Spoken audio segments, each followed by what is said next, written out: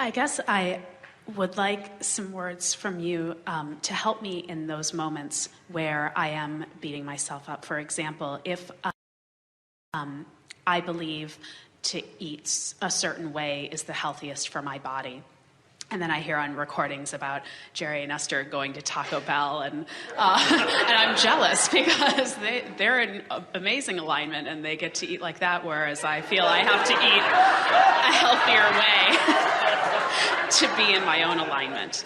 And so if I have something that's not quote unquote as healthy as I'd like it to be, I then feel I struggle between, am I rationalizing because I want it in that moment and I'll feel worse later, or could I really eat Taco Bell and be, have the body that I want and everything? Here's the thing. When we talk about alignment, so through life, you ask and you become vibrationally. So what alignment is coming into sync with that which you are asking for. So you're right. What you have presented here is a really good platform for us to sort this out together, because if through life you come to a very clear awareness that you want to thrive in your physical body and you want to give your body the very best opportunity for its thriving, and through maybe some not thriving, you've put some of those intentions there, and from observing wanted and unwanted, you've really put those intentions there, and your source now stands as the holder of all of those intentions.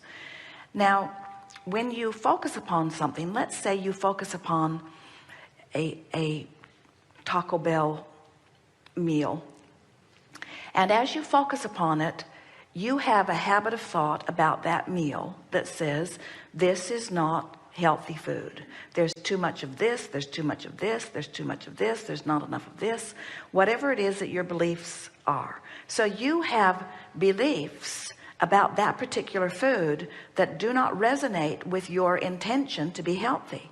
So of course, if you do not participate in that food that you believe is unhealthy, then there is less discord in your vibration.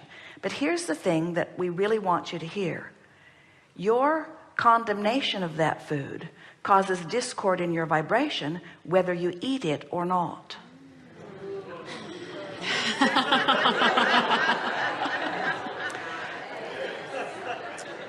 Now this brings us around.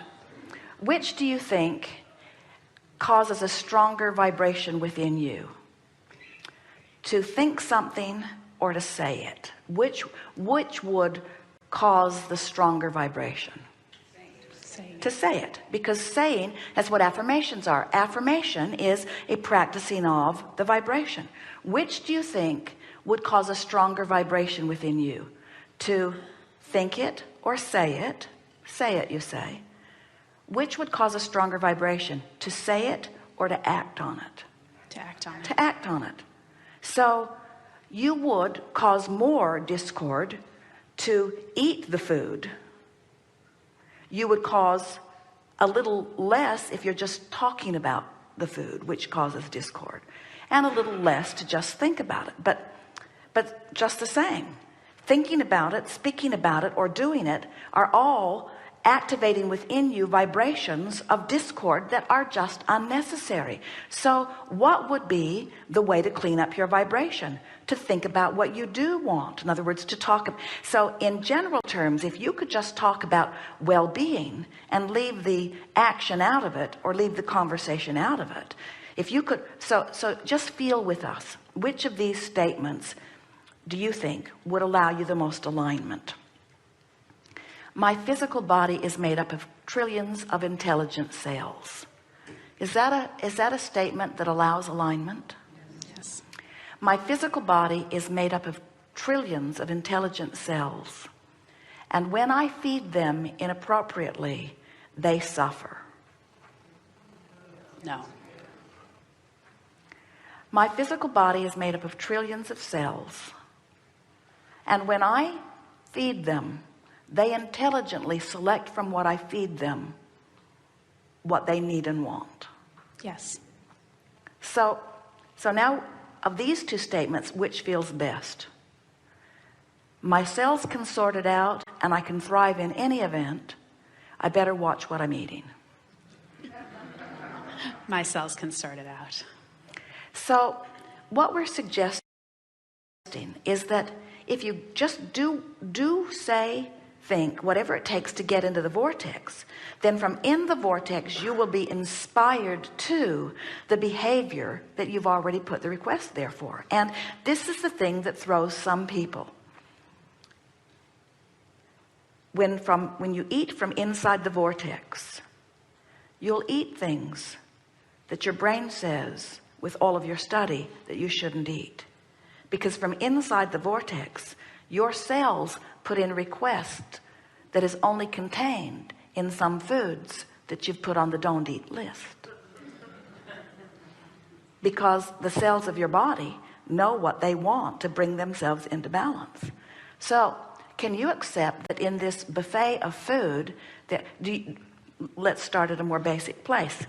Do you accept that your body is a veritable chemical factory? Yes. And that food combining creates different results? Yes. And that if you were to only eat one thing, you would offer less opportunity for the creation of wanted nutrients? Yes. So to say, I will never eat that, or I will eat very little of that, is maybe blocking yourself from inspiration that might serve you. And you can feel the tension in that, can't you? So the first thing that we want to make sure that we have said in a clear way is, we're not encouraging you ever to go out and eat anything or do anything that you've already decided is inappropriate. Nothing is more detrimental to your energy balance than to do something you believe you shouldn't do. Interesting, isn't it? Esther remembers her cousin and Esther were in a little store in the little town they lived in, and there were chocolate covered orange sticks, and they decided that they would steal them. Esther had never stolen anything before, and her cousin hadn't either, but the idea of it really sounded like a good idea, because neither of them had enough money to buy it, and both of them really liked those chocolate covered orange sticks. So they snatched it and ran off into the woods and sat and ate them. And Esther remembers it tasted like eating cotton balls. They had no flavor. She could hardly swallow them. In other words, doing something that she believed was wrong took her so out of the vortex that there was no pleasure to be had in that moment. So what we're getting at is, when you do something that you believe is wrong, the energy discord is so big that there's no benefit from whatever the action is, no matter what. So at a minimum, you cannot do what you believe is wrong. But then we have to come to the next place. Are there things that you believe that are contrary to what the source within you knows? Now let's talk about this new book. The Vortex is full of those flawed premises. There are all kinds of things that you come to believe that the source within you does not believe. In other words, often humans believe that they are inappropriate just because they're born, and the source within you doesn't believe anything close to that. In other words, often you believe that the performing of a certain behavior makes you eternally inappropriate in the eyes of that which is source. Well, nothing could be further from the way source within you sees. And so there are all kinds of things that you believe about all kinds of things that the source within you does not believe. Now, our friend earlier laid a very good platform for this, because he wanted to know, from inside the vortex, as source is looking at humans who are having whatever experience they're having, how does source observe someone having a disconnected moment without source having a disconnected moment. And we said, because source, while you're living the problem, is living the solution. So if you can think in terms of that relative to, in other words, your body, if it's allowed, even if you are living on the process of the solution, we're not kidding you, the cells of your body, here's a good way to look at this.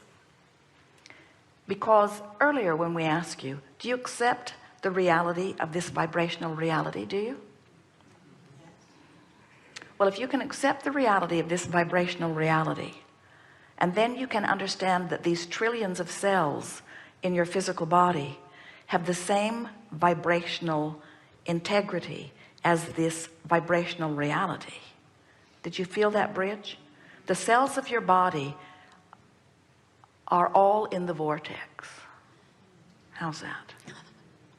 Unless you have an attitude that prevents them from receiving the benefit of what they know. That was really good. The cells of your body are all in the vortex unless you're worried about something and block, because think about what pain is. If you have pain in your body, that part of your body is summoning source in a stronger way. And summoning source in a strong way feels like elation unless you have resistance going on that doesn't let it come. So if you summon source and disallow it, that's what negative emotion is. If you really summon source and really disallow it, that's what pain is. So if you could just make this one jump, and we think you're ready to do it based upon what we've already felt you acknowledge. If you can leave here believing that your trillions of cells are in the vortex, so any problem, they have already found the solution, and now all you have to do is stay mentally out of the way so that you do not prevent the manifestation of the solution. So did you hear? In other words, have you heard us say before, and oh, we mean this in every sense of the word, that when you're sick, you ask for wellness, and vibrationally speaking, you are weller than you have ever been before that sickness. Well, that's what we just said to you in a stronger way. The cells of your body, those vibrational cells, are weller. But in order to allow your whole body to feel the wellness, you've got to stay away from those thoughts that disallow that energy from flowing. Really good discussion. Thank you so much. Yes, indeed.